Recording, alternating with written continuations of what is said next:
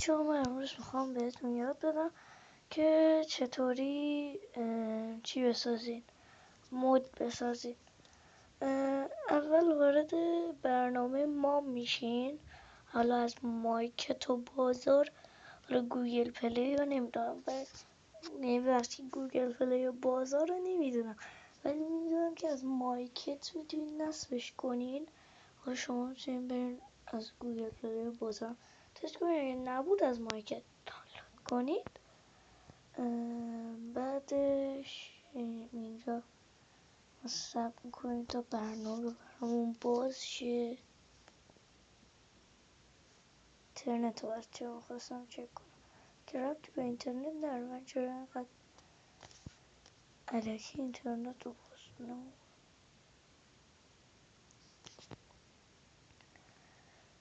یکم صبر میکنیم. برنامه‌اش یکم دیر بالا میاد. بالا الان باید این ریسورس پک قبلیه که من ساختم، حتی توی یکی از ویدیوهای بلندم ازش استفاده کردم که اینا رو دیلیت میکنیم.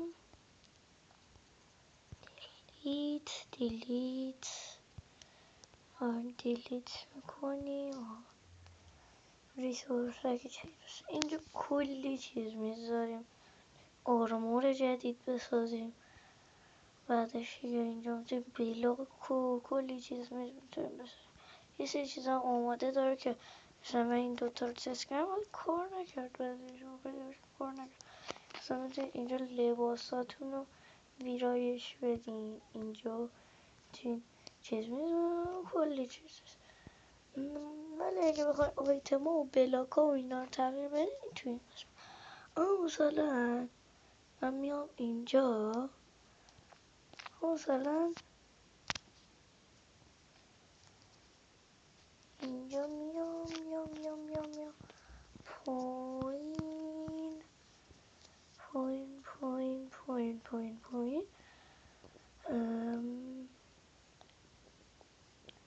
اینجا میام پایین.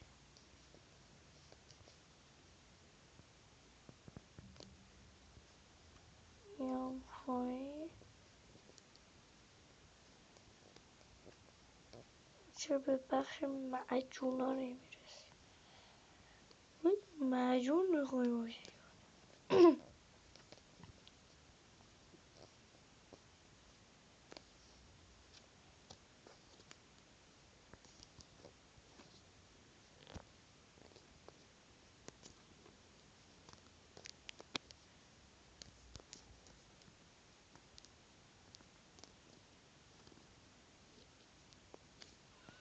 معجون ها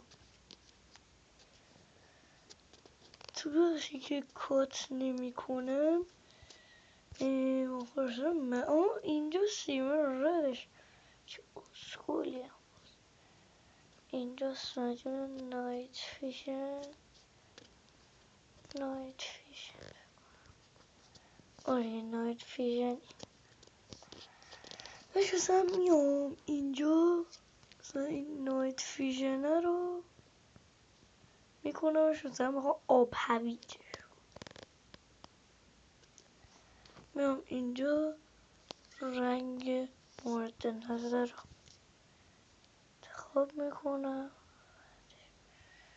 شروع میکنم به رنگ البته که عکسم میتونین روش بندازین که باز اونا رو توی یه ویدیو جدا براتون توضیح میدم.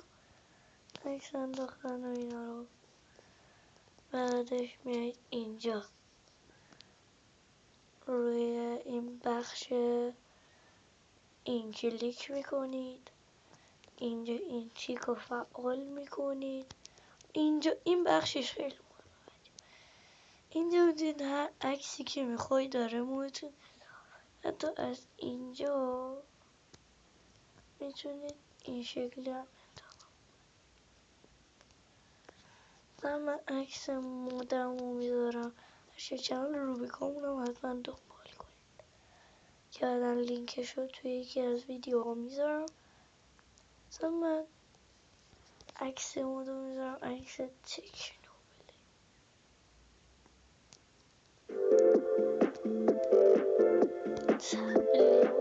برندش بزن با اینجا مثلا اسم خود چند تا 6 توضیحات مال میذارم 6 7 6 7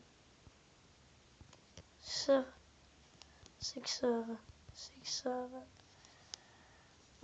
بعدش چیزایی چرت و پرت انگلیسی خوبش مثلا این توضیحات همیشه چرت و پرت همونطور شما باش قشنگ توضیحات بزن من قشنگ باش توضیحات بزن خب بعدش این تیک اینجا رو فعال میکنید اینجا گزینه اولی وارد مایکروسافتتون میشین و یه فکر کنم بقیه‌شو اگر مود بخواین بسازین بلد یا وقت مود بخواین بریزین بلدین البته که این مود سازی نه رو ریسورس پک سازی بود واسه موبایل هنوز مود سازی نه اینم بود از ویدیو ما و بای بای البته که یه نکته یه سری مودای آماده خودش داره که شما میتونین رو مود آمادهش ویرایش اجرا کنین حالا